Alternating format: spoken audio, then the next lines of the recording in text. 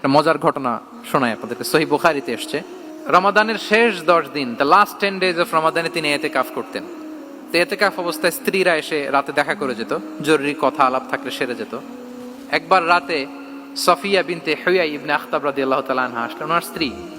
কথা হলো এবার ওনাকে একটু এগিয়ে দিবেন, মসজিদ থেকে রাসূলুল্লাহ সাল্লাল্লাহু আলাইহি ওয়াসাল্লাম বারান্দার দিকে পাশ দিয়ে আসলেন এগিয়ে দেওয়ার জন্য। ইন দ্য মিন টাইম হঠাৎ দুইজন আনসারী সাহাবী পাশ দিয়ে হেঁটে যাচ্ছেন।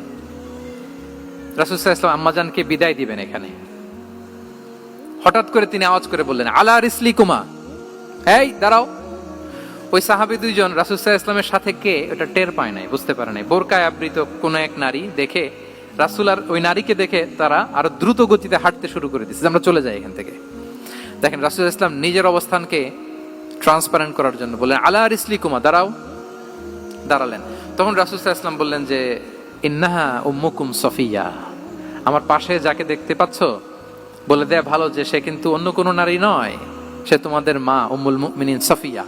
সাহাবারা বলে, সুবহানাল্লাহ ইয়া রাসূলুল্লাহ, ইয়া রাসূলুল্লাহ, এ কেমন কথা? আপনি কেন আমাদের কাছে জবাবদিহি করতে যাচ্ছেন বা ক্লারিফাই করছেন?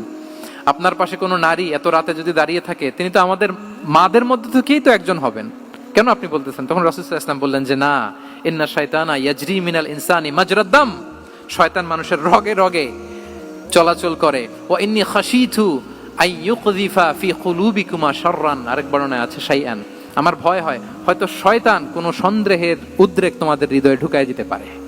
সুবহানাল্লাহ।